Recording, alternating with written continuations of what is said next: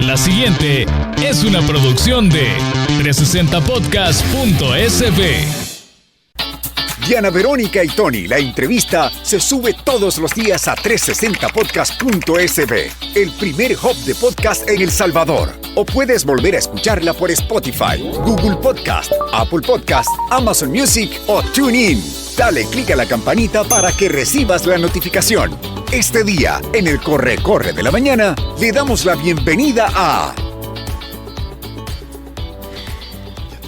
Meses de no conversar con Omar Serrano. Así es, está sí. Aquí con nosotros. Yo creo que unos 6 meses teníamos de no estar conversando, sí, y poniéndonos al día.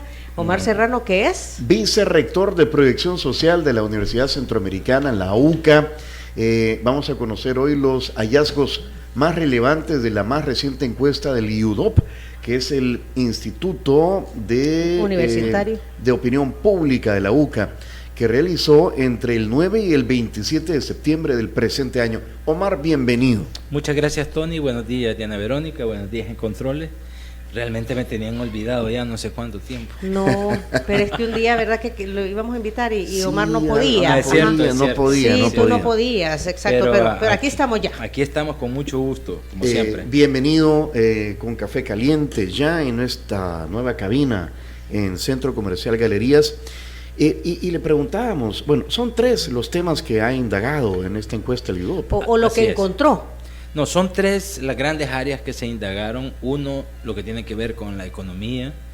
2, con el Bitcoin. Y 3, con el estado de excepción. Son como las áreas que cubre esta encuesta. Ok, en lo que se investigó. Exactamente. Ajá. ¿Y qué es lo más importante de los 3 rubros en donde se ha investigado? Bueno, en primer lugar, con respecto al Bitcoin, lo que ha arrojado esta encuesta es una confirmación, digamos, del rechazo de la gente al Bitcoin. Fíjense que 76 de cada 100 personas no han utilizado para nada el Bitcoin en el 2022, en lo que va de 2022. 76 de cada 100. 66 de cada 100 creen que el presidente de la República debería de dejar de comprar Bitcoin con dinero público. 66% de los Y encuestados. el mismo porcentaje cree que el Bitcoin es un fracaso. Esos son los datos fuertes que arroja la encuesta. O sea, todo es negativo. Hay un, creo que 7% que cree que le ha beneficiado el Bitcoin, ha mejorado su economía con el Bitcoin. El 7%. Un escaso porcentaje de la población, pero la inmensa mayoría ratifica, digamos, su rechazo. Yo creo, esta ya es interpretación, no al Bitcoin per se, sino a imponerlo como una moneda de curso legal en el país, cuando no es una moneda, es un criptoactivo.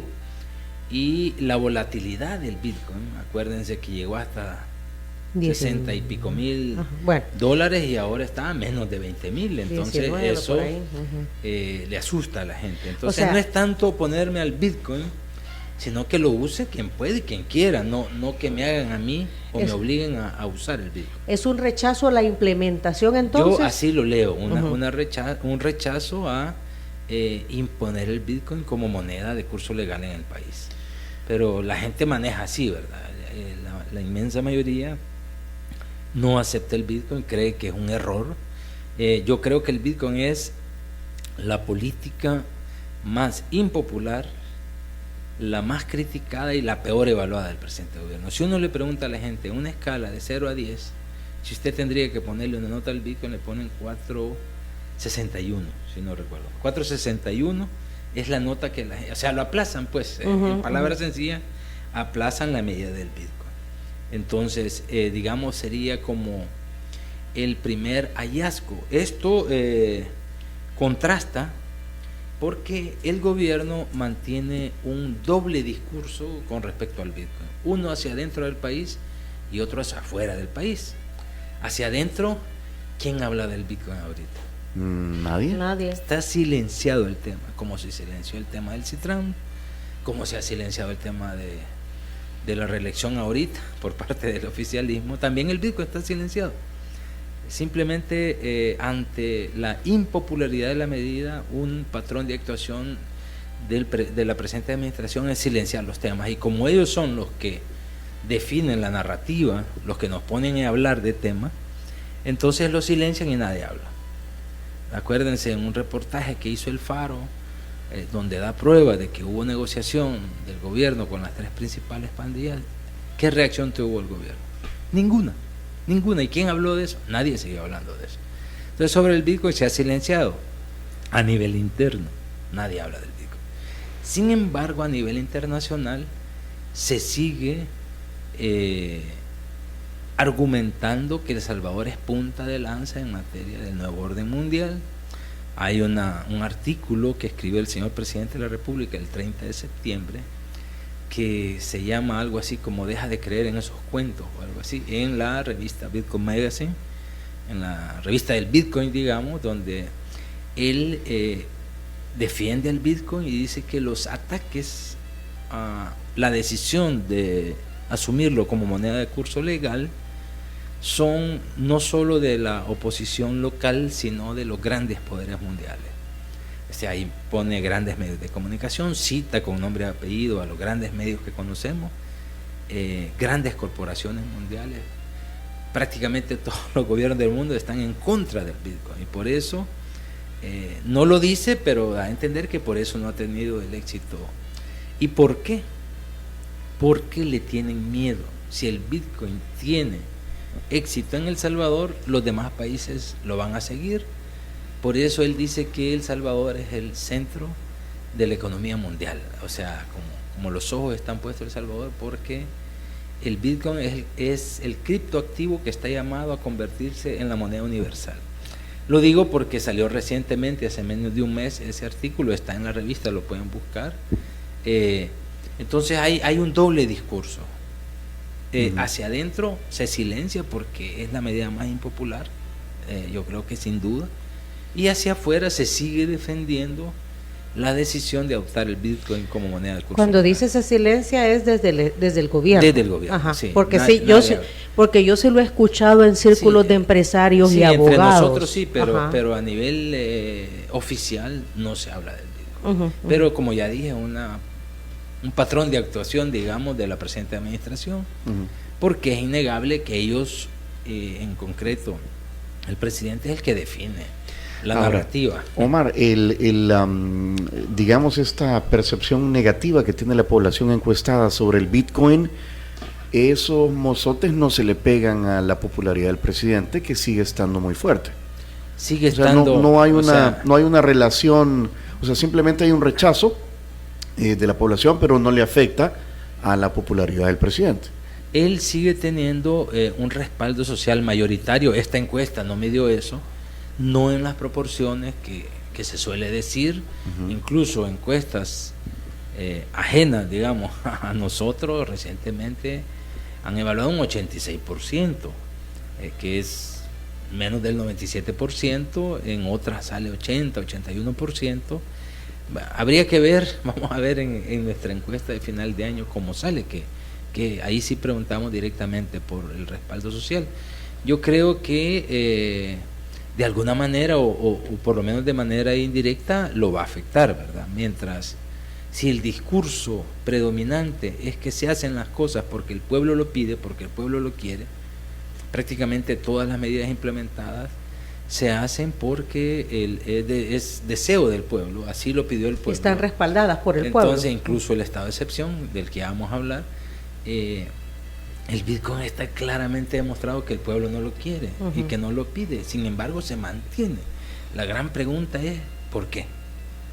O quizás de esta pregunta habría que hacerse otra: ¿a quiénes beneficia el Bitcoin? Ya, nosotros tenemos claro a quién afecta, que es al pueblo salvadoreño. O sea, aunque se diga que no se ha perdido nada, se ha invertido dinero en comprar Bitcoin, en infraestructura, en las casetas, en el cuidado. Fíjense que un signo de que se ha abandonado el Bitcoin son los cajeros, los chivos, porque antes estaba un policía y 2 soldados. Fíjense ustedes, no sé si aquí había en este centro comercial, pero en otros, por ejemplo, el que estaba en Antiguo Cotlán, antes, cuando estábamos en Bambú City Center, había uno. Entonces, había uno. progresivamente allá. uno pasa donde hay, por lo menos donde yo paso, dejó de estar el policía, quedaron 2 soldados. Ahora uno pasa y no hay ni soldado.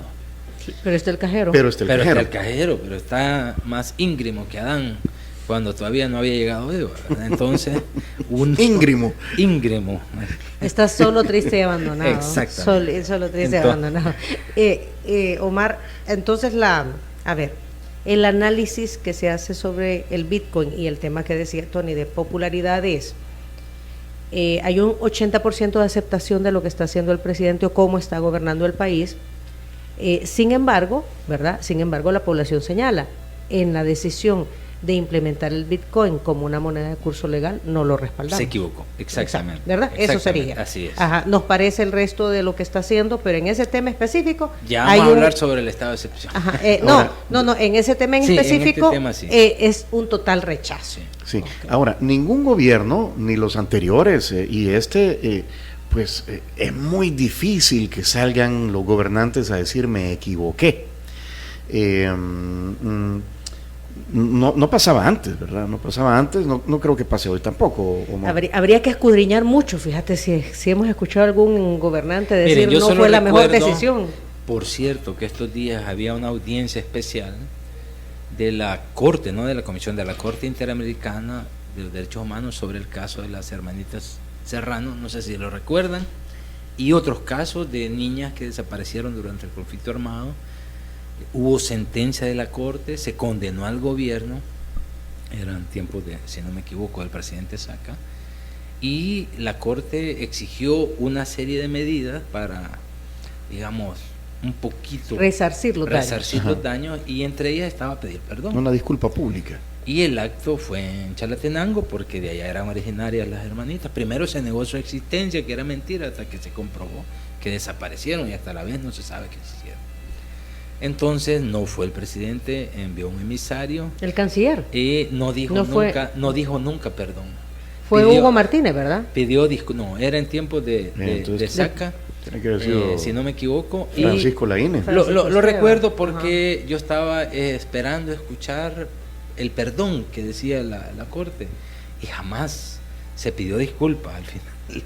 Es decir, les cuesta a los gobiernos decir me equivoqué, si todos nos equivocamos. Aunque en ese momento no era verdad, o sea, era el que le correspondía pedir Exacta- perdón, pero exactamente, no aunque lo no hubiesen- ejecutó. exactamente. Exacto, ajá. ¿Verdad? Tampoco el resarcir va más allá del perdón, pero es algo simbólico, Ujú. porque otros pidieron perdón, pero Yo no me hicieron acuerdo que mayor Hugo cosa. Martínez pidió Bueno, en también otro Sánchez acto. Serén, también Ajá, Funes, y el pidieron presidente perdón, Funes también, exacto. pero no atendieron a las víctimas del conflicto armado como se debía tampoco. Se quedó en discurso, es lo que tú Exactamente. dices. Entonces, les cuesta a los gobiernos, especialmente a los gobernantes, decir, miren, me equivoqué. Sí, la regué, vaya. ¿Verdad? Sí, bueno. La regué, vamos tiene a razón enmendar. Tony, que no Así, cuesta. contundente. Ajá, todos nos equivocamos, ¿verdad? Y además, como que es de humanos equivocarse, dicen, pero de sabios aceptar el error y Acepta. rectificar. Entonces, Ahora, si bien es cierto, no se habla del tema, la medida sigue. Ya no hemos escuchado tampoco compras de nuevos bitcoins. No sé cuándo habrá sido la última, pero Hace días. ya por principios de año.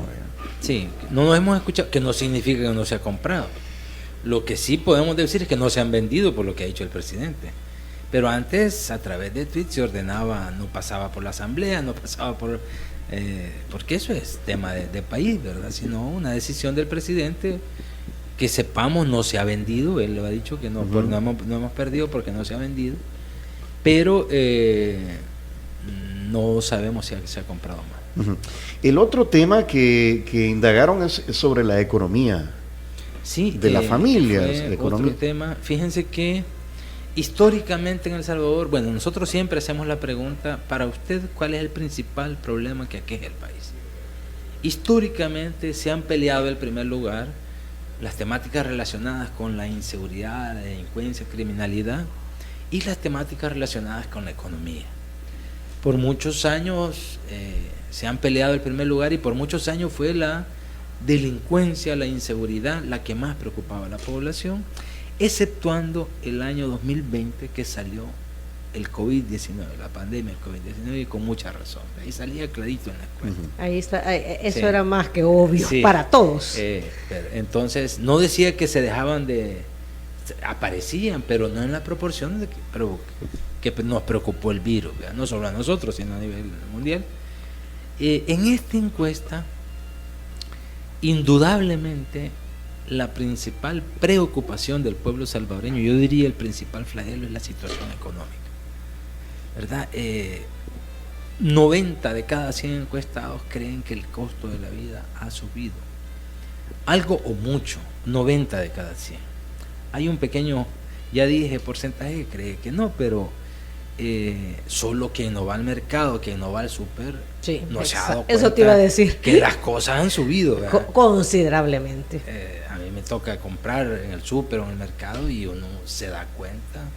Y que uno, afortunadamente, tiene un salario más o menos decente, reciente. Imagínense la gente que gana el salario mínimo o que se rebusca diariamente, ¿cómo hace?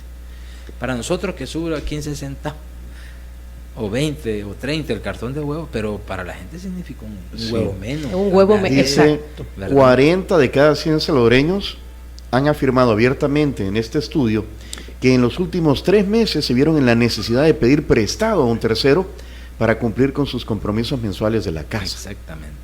No estamos hablando para cuestiones accesorias, sino para cumplir los compromisos, para comida, para tal vez para algo para los hijos. 40 de cada 100 se han visto. Esta encuesta también la hacía la Digestic, ya no se va a hacer probablemente, por eso hemos metido también este tipo de preguntas.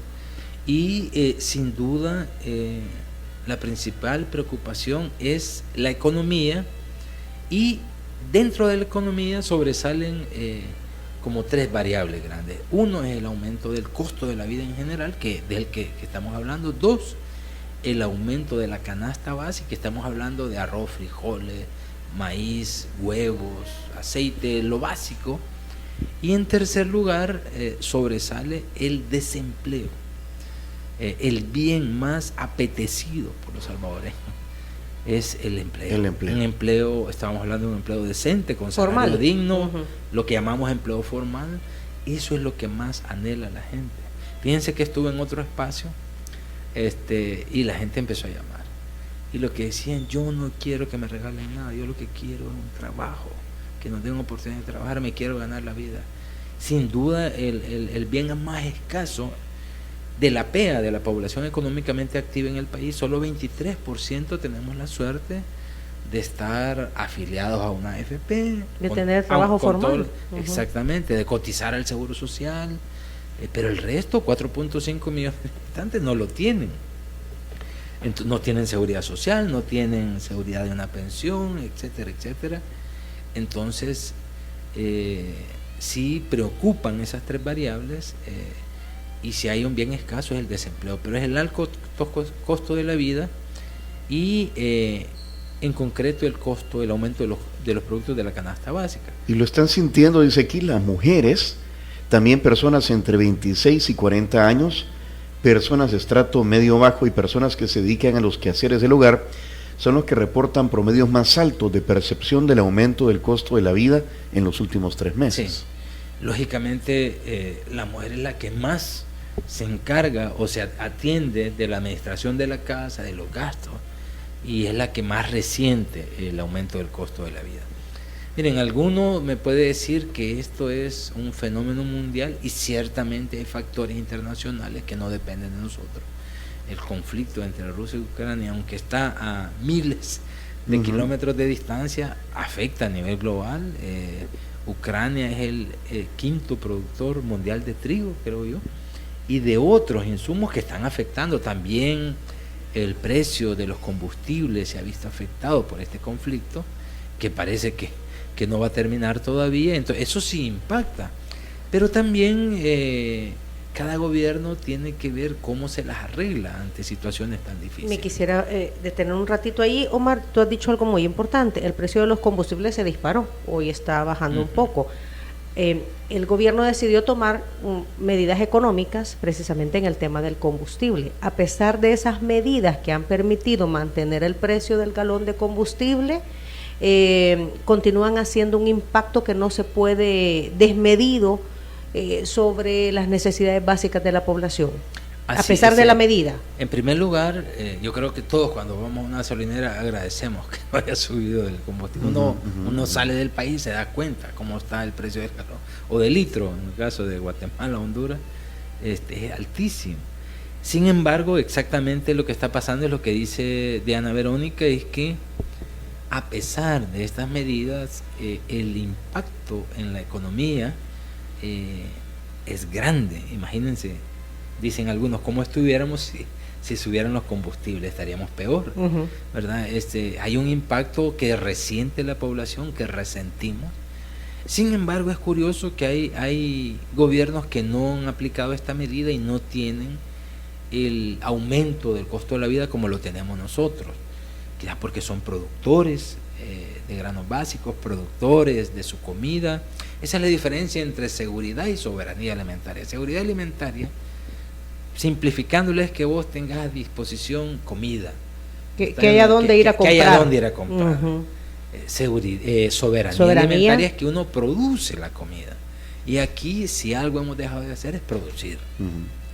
Porque hace, no sé, antes de la guerra, no teníamos que traer hortalizas, verduras, granos básicos. O sea, las frutas y verduras vienen de Guatemala. Se traía en proporciones menores, se producían hasta un 70-75% de todo eso en El Salvador. Hoy al revés.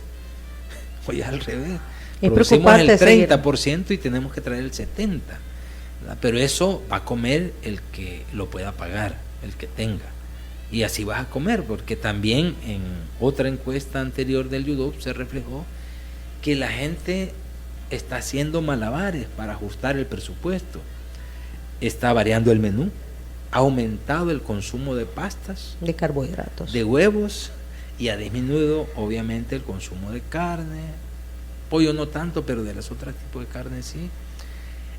Hay gente que está disimulando un tiempo de comida y está haciendo 2 tiempos de comida, ¿verdad? Que sería como la medida más extrema, creo yo. Entonces la gente en la casa está, sobre todo las mujeres, están tratando de adaptar la reducción del poder adquisitivo del dinero a su presupuesto familiar. Son ya las 8 de la mañana con 26 minutos. Afortunadamente, Omar, somos bendecidos en Diana Verónica y Tony porque los alimentos están siempre en nuestra mesa. Ya volvemos.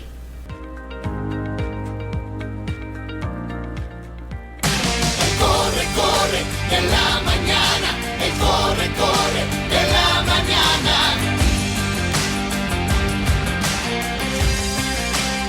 Diana Verónica y Tony. Aquí estamos queriendo arreglar el mundo, ¿verdad? Arreglando el mundo.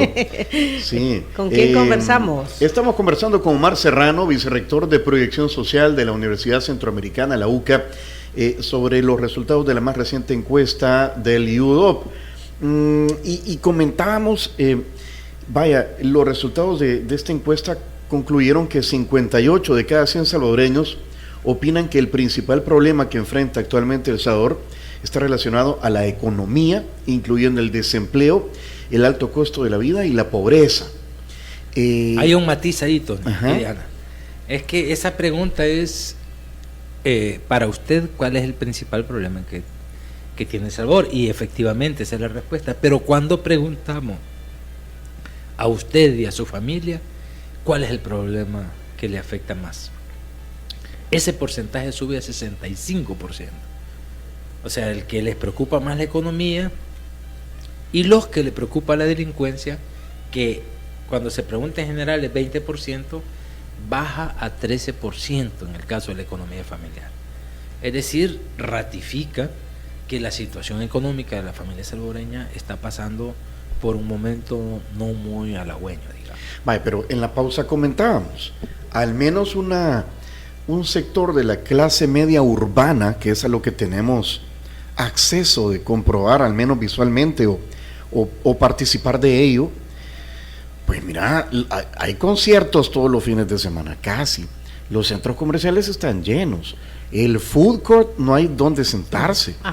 Los establecimientos de comida rápida pasan llenos. La gente hace cola afuera esperando la una mesa. cantidad de motocicletas que se venden en este país hoy es, o sea, la gente compra, mucha gente, la gente no escatima. Los delivery andan ahí. Mira, como que son zancudos, chicotes locos. La gente no escatima en comprar un celular. Y sí, compran, entonces, o sea, antes de que vengan ya están vendidos. Ojo, pero es, no sé, lo voy a circunscribir a una clase media urbana. No sé qué está pasando. Habría que investigar, es un buen tema para investigar.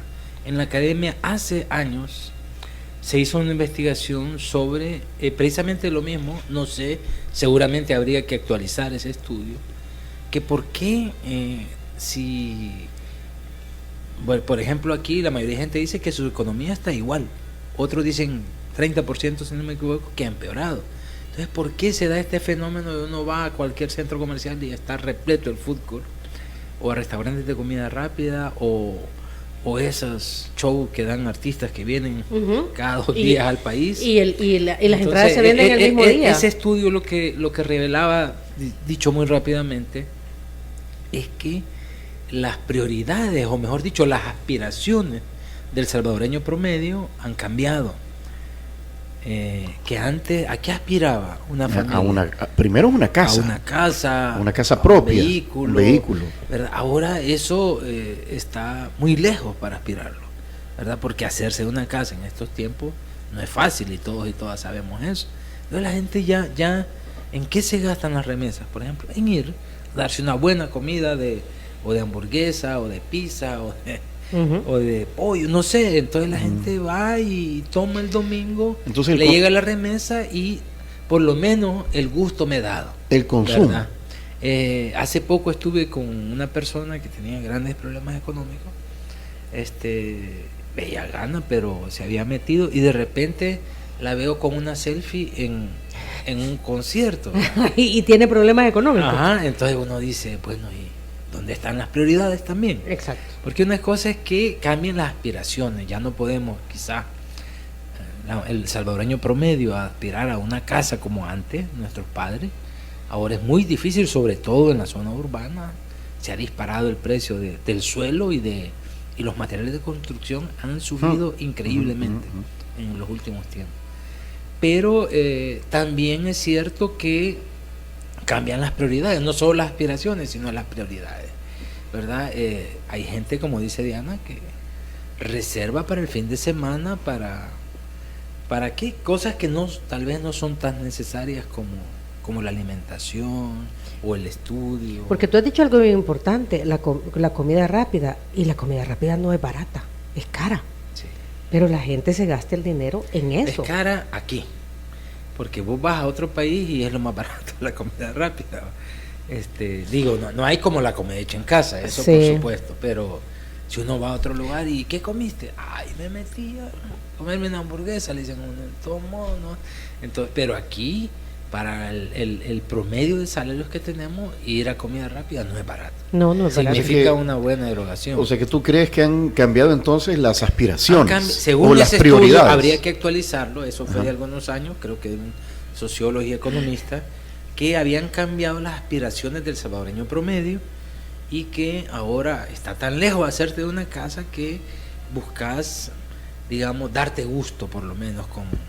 Y yo voy a decir otra cosa que no va a caer bien, pero es que ahora los hijos ya no se van de la casa tampoco, Omar. Ajá, es cierto. O sea, los hijos ahí están. No, porque... antes tampoco. Mira, en Europa y en Estados Unidos, 18 años y vaya buscando su camino. Vaya, pero ¿verdad? Tony, pero aquí nosotros, o sea, nos casamos y nos fuimos de la casa. Así es. Pero en los 20s. Pero ahora aquí la Mara tiene 35 años y sigue viviendo con los papás. Pues sí. ¿De dónde te vas a ir? La costumbre aquí ha sido, mientras no hagas tu propio familia, no te vas. Pero ciertamente se ha extendido la edad para hacerlo, ¿verdad? Sí. Porque nosotros nos fuimos temprano. Yo, por razones de estudio, yo soy de Chalatenango, tenía que estudiar, tuve que dejar, aunque seguía siendo mantenido por ellos en el estudio. Voy a decir, 3 hermanos nos vinimos a estudiar aquí, que es Mi papá fue sabio, un señor muy humilde, sencillo, dijo, mi herencia va a ser el estudio. La educación. Y gracias a Dios le hicimos caso. ¿Y de dónde sos tú, Omar? De Chalatenango, de la cabecera. De la cabecera, sí. Ok. Ahí nací y ahí tengo ahí, el corazón también. Ahí dejaste el ombligo. Ahí hay un tráiler del Pollo Campero en el Parque Central, ya no está. No, está un pollo campero. Es que pusieron, Hombre, pusieron ya. Es que ya tiene que tener. Y no era del pollo campero, creo, era de Burger King o de pollo campero. No era. No recuerdo. Ajá, sí, no que recuerdo. estaba en el Parque Central. Si no hay pollo Pero campero, no ahí- es ciudad. Pero tenés razón, que es que después No, que tenemos subieron- ahí varios restaurantes de comida rápida, allá y el Don Pollo inundado también, eso. Hay no sé cuántas salas. Quiero hacer un resumen de la participación de la audiencia. Quizás las remesas nos están ayudando, pero también nos están enfermando, dice Néstor López. Hay varios acá que opinan que tiene que ver mucho las medidas económicas que se han tomado, han ayudado a que no se siente el impacto mayor de la economía lo dijo mundial. Lo dijo Omar y lo comparto. Es decir, cuando vas a echar combustible, uno agradece que haya un techo. Así es. ¿verdad? Son las 8:45 y nos queda el tema del régimen de excepción. Régimen de excepción Y era el otro tema que se indagó. Y de hecho aquí hay una pregunta y dice, un saludo a su invitado.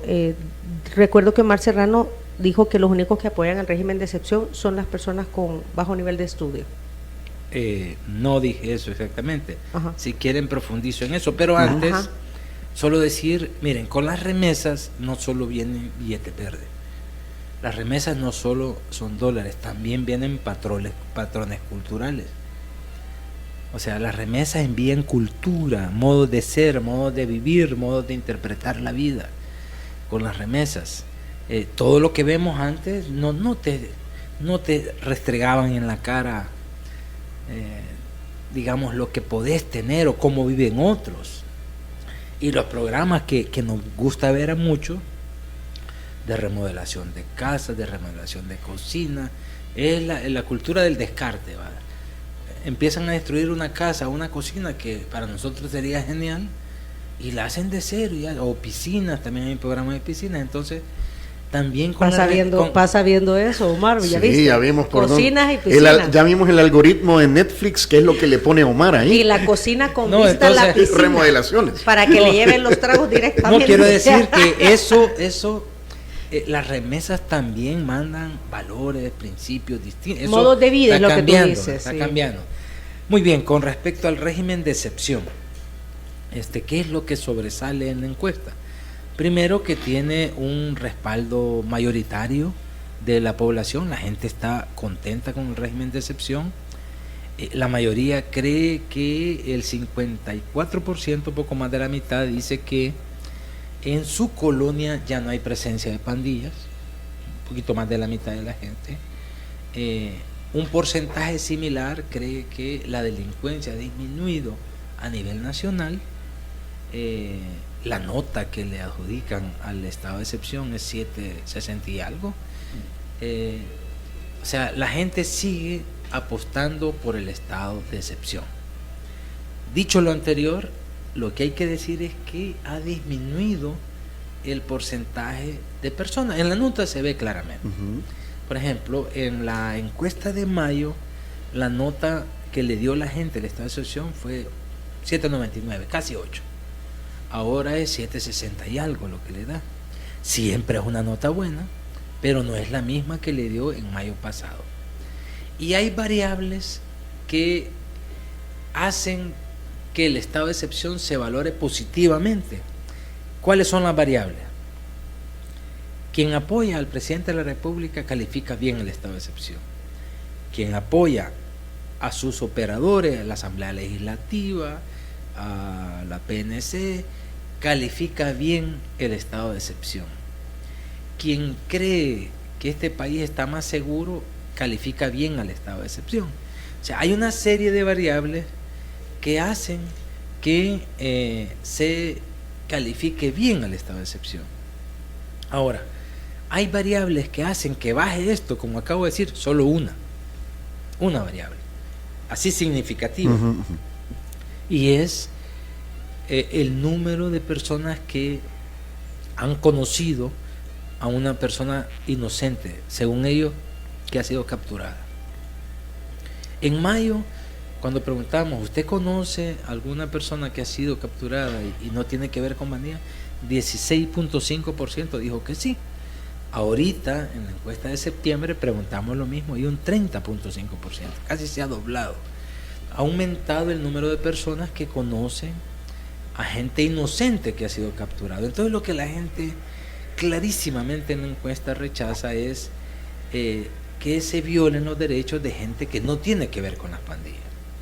Fíjense que las respuestas más unánimes en esta encuesta son: el 96% de la gente cree que a una persona capturada se le debe decir por qué se le captura y se le debe permitir un abogado que lo defienda. Dos cosas que no permite el estado de excepción. 96 de cada 100. Y 93 de cada 100 dicen que a una persona capturada que no se le demuestre su culpabilidad debe ser liberada inmediatamente. O sea, la opinión de la población es muy clara, sobre todo con respecto al modo como se ha implementado el estado de excepción. ¿Qué quiero decir? ¿Está de acuerdo la gente con el estado de excepción? Sí. Están satisfechos, pero no están de acuerdo en el modo como se ha implementado, que es lo que algunos han llamado efectos colaterales, ¿verdad? Es decir, para la gente que 30.5% conozca a inocentes que han sido capturados, no es un porcentaje despreciable, al contrario, es un porcentaje muy significativo. Y la pregunta que hacía el amigo oyente es de cara a quiénes apoyan más el estado de excepción. Si uno va, los más críticos, digamos, son los que tienen más estudios, más nivel universitario, educación superior. Las mujeres son más críticas del estado de excepción.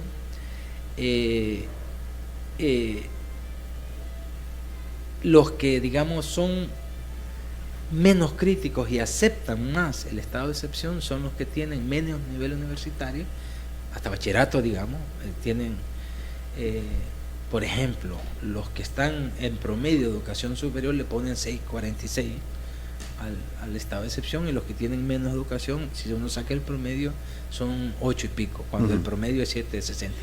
Alguien nos decía lo que pero pasa. Pero no es que yo dije que los que tienen menos educación, la encuesta, si uno cruza variables, revela. Son datos. Los que más apoyan son los que tienen entre más estudios universitarios y los que menos, los que tienen sí, menos estudios porque alguien nos decía, porque ustedes no viven en unas, tenemos el privilegio, de vivir en una colonia que tiene vigilancia armada o tiene una pluma o qué sé yo, pero hay gente que vive en colonias populosas o en sectores muy populosos donde a ellos sí positivamente les ha afectado, o sea, les ha influido que las pandillas ya no estén ahí, o que por lo menos las hayan desarticulado o que hayan perdido el poder que tenían.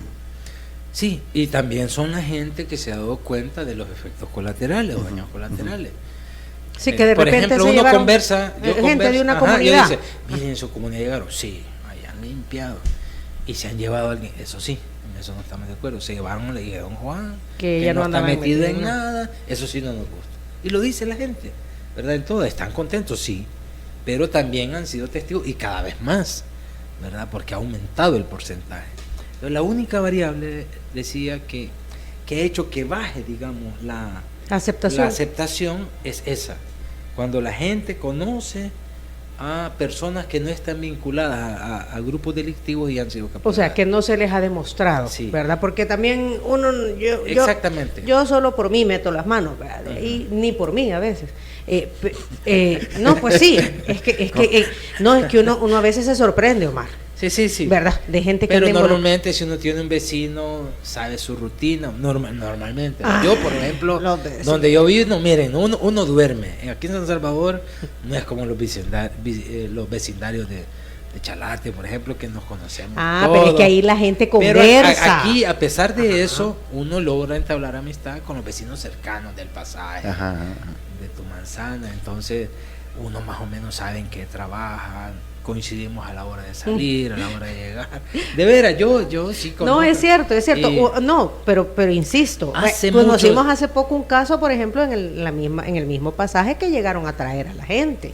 Y que lo que pasa es que, mira, hoy Y te estoy hablando de residenciales. El principio legal de que toda persona debe ser considerada inocente hasta que se muestre lo contrario se ha invertido. En el estado de excepción es al revés. Toda persona que se lleven debe ser considerada culpable hasta que demuestre, no el Estado, sino la persona está obligada a demostrar lo contrario. Y eso no es así, no debe ser así. Sí, ¿verdad? La ley dice que toda persona es inocente hasta que no se le ha vencido en juicio. Ahora, hay un dato interesante. La población está dividida en torno a si el régimen de excepción va a resolver el problema de las pandillas. El 46.1% cree que sí y el 49.8% cree que no. Casi es la mitad, 50 personas de cada 100 dicen que no va a resolver definitivamente el problema. O sea, como medida actual está bien el régimen de excepción, pero la gente duda si eso va a resolver el problema, o sea, ¿qué viene después? Exactamente, voy a resumirlo diciendo, la gente acepta el estado de excepción como una política para luchar contra las pandillas en este momento, pero no como una solución definitiva. Una medida permanente. Exactamente. Ok, aquí hay también otras consideraciones en la transmisión de Facebook Live. Bitcoin es para atraer inversión extranjera, es el único país donde puede materializar el criptoactivo virtual. En activo físico o material se puede materializar. El riesgo es para el gobierno porque respalda dicha actividad, porque es el que respalda dicha actividad.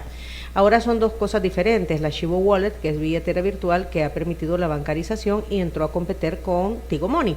El padre Andreu dijo en una entrevista que no sabía por qué causas se han generado o han generado el aumento de la canasta básica. ¿Las podrá definir su invitado cuáles son las causas del aumento de los costos de la canasta básica? Yo no sé, no soy economista, pero creo que hemos hablado de algunos factores ya. Claro, hay factores externos, digamos, y hay factores endógenos también, pero factores externos. Es innegable que hay una crisis a nivel internacional.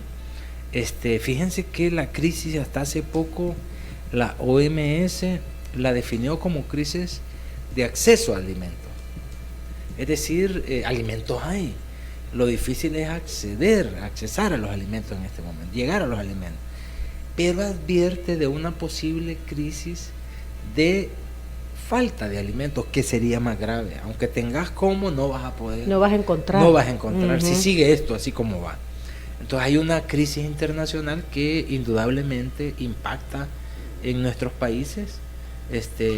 La subida de los precios de los combustibles también impacta. Somos una economía dependiente.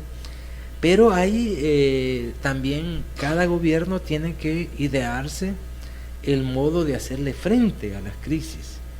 Y un signo de eso, decía yo, es que el resto de países no está sufriendo los niveles de incremento del costo de la vida que estamos viviendo nosotros. Por ejemplo, desde hace tiempo, y fue promesa de campaña de este gobierno, eliminar el IVA de los productos de la canasta básica.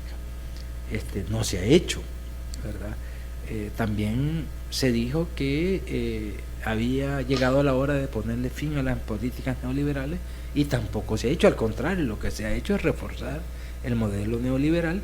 Entonces también dentro de, digamos que el contexto internacional nos condiciona, pero no nos determina, nos condiciona, y eso hay que aceptarlo. Pero cada país debe hacer lo que está, desarrollar su resiliencia ante el impacto internacional. Fíjense que apliqué un concepto filosófico a esto, porque Javier Zubiri dice: el ser humano es un ser condicionado pero nunca determinado. Entonces cada país, creo yo, nos condiciona el contexto internacional, pero no nos determina. Cada país tiene que apropiarse de las posibilidades que tiene para que esta crisis impacte menos en la población. Y no conozco cuáles medidas, aparte de las 11 medidas, de las 11 medidas, ¿verdad?, que hayan logrado disminuir el impacto, pero siempre hemos dicho que el impacto se siente y se resiente, incluso los que tenemos la suerte de tener un salario fijo, uno resiente. Claro. ¿Verdad? Hay gente que opina que el 25% es lo que ha subido el costo de la vida, los economistas. Ahora viene una temporada. Y ningún salario ha subido en esa proporción. Viene una temporada, Omar, interesante, porque se nos juntó el mundial con la Navidad. Y ya la Navidad y fiestas de fin de año, siempre decimos que es como una etapa de inconsciencia colectiva, donde pues sí, la fiesta predomina, las reuniones familiares, entre compañeros de trabajo. Pues si la gente estaba comprando pantalla el sábado.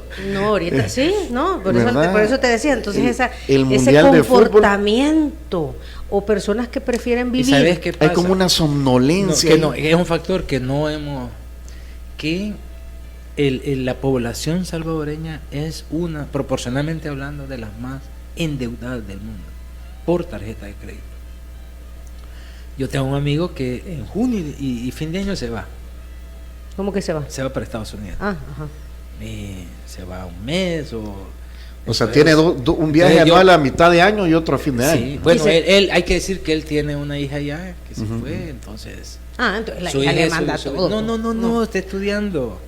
Entonces entonces bueno, uno dice, tiene un salariazo, porque se va 2 veces al año, imagínate. Entonces hasta que le dije, mira, Ivo, puche, ¿cómo hace? Y me tarjeteando. Dijo, tarjetazo, me dijo, voy con tarjeta y lo quedo pagando. Y hay gente que llega a niveles. Salió en el periódico un reportaje que decía que había una persona con 7 tarjetas de crédito y todas sobrepasadas. Y le digo a uno de mis amigos, mira, brother, 7 tarjetas de crédito. Y me dice, bueno, ¿y cuál es el problema? Yo tengo 4, me dijo. y uno que le huye, ¿verdad? Las tarjetas de crédito, por lo menos. BMW, vemos, deudas no sabemos. BMW vemos y cochera no tenemos. Sí, es que de verdad el mundo al revés. O sea, sí. Hay gente que se preocupa de comprar carro y no tiene realidad, casa. Desde hace algunos años, dice Zygmunt Bauman, murió en el 2017, un gran pensador, dice que ha surgido una nueva religión y no nos damos cuenta entre nosotros, y de esa religión todos somos feligreses sin darnos cuenta muchas veces. La nueva religión es el consumismo, y los grandes templos del consumismo son los centros comerciales, y los feligreses somos. Ahora, ¿cuál es el modelo de felicidad que te vende? Ese modelo, esa nueva religión. Y además lo escuché explícitamente la Navidad pasada en una promoción de la tarjeta de crédito. Dice, compra lo que quieras y sé más feliz. El modelo de felicidad es que mientras más compres, sos más feliz. Y te lo meten. No te llaman a cada rato para ofrecerte préstamo, para ofrecer. Entonces, el modelo de felicidad, y hay de aquel que no pueda comprar. Está condenado al purgatorio, dice Simón. Que te vas al centro comercial y no puedes comprar porque la felicidad está en comprar. Entonces vos no compras un teléfono nuevo porque ya no funcione, porque ya no, es que hay otro que tiene más funciones y es más moderno, aunque cueste más de $1,000, y la gente lo cambia, ¿verdad? Y no compras otro aparato porque ya no te sirve el que tenés, sino porque es el de moda. Es el de moda, así con la ropa también. Entonces, pero a la señora en la tienda le debes los tomates, los huevos y todo lo que le fuiste a afiar. La cultura, dice, vamos, de lo desechable, dice el Papa, de lo descartable, del descarte, o sea, descartamos ropa. Yo creo que de pronto va a haber ropa usada que se desecha aquí en El Salvador y se va a vender aquí mismo. No vamos a tener que traer de aquí mismo. Ya hay un modelo de negocio que no solamente... Porque te pones una... Bueno, voy a decir la camisa de todo, que los hombres somos menos dados a eso, creo yo. Sí, sí. Con el riesgo que Diana... No, fíjate que yo... No, yo tengo trapitos de 15, 20 años. No, pero me está diciendo, una mujer no se puede poner en una fiesta especial el mismo vestido en 2 fiestas. Yo sí. ¿Ah, sí? Sí. Pues voy a tener una boda en enero. Voy a tener una boda en enero de una niña muy querida y me voy a poner el vestido que usé para otra boda hace como 5 años. ¿Y para qué voy a comprar cuando uno me dicen nuevo? eso, yo les digo, ¿y por qué yo voy a llevar el mismo saco a todas las bodas? Y me dicen, no, a menos que yo compruebe que no son los mismos invitados, me dijo la persona. No, hombre, Chele. Mira, y la ventaja de ustedes los hombres que solo se cambian la corbata y se ven diferentes. Exacto. A ver, próxima encuesta, Omar, para fin de año, ¿no? Ya ventaneamos del los YouTube. trapitos. El de fin de año, Dios mediante, creo que en este tiempo las encuestas, como la gente ya sabe, son una fotografía del momento. No quiere decir que marcan, como algunos la quieren hacer ver, como predicciones. Es una foto, ¿verdad?, que te dice qué está pensando la gente en este momento, y creemos que la labor de nosotros es hacer que lo que la gente está pensando, opinando, lo que está percibiendo se debe conocer, y esa es la labor de las encuestas de la UCA, darle voz a la gente. Muy bien, gracias, Omar. Son ya las 9:04. Rápido pasa el tiempo cuando la charla es interesante y amena. Si quieren volverla a escuchar esta entrevista, atención a lo siguiente. Si quieres volver a escuchar esta entrevista, ingresa a 360podcast.sb, el primer hub de podcasteros salvadoreños. Sigue a Diana Verónica y Tony la entrevista en Spotify, Google Podcast, Apple Podcast, Amazon Music o TuneIn. Esta fue una producción de 360podcast.sb.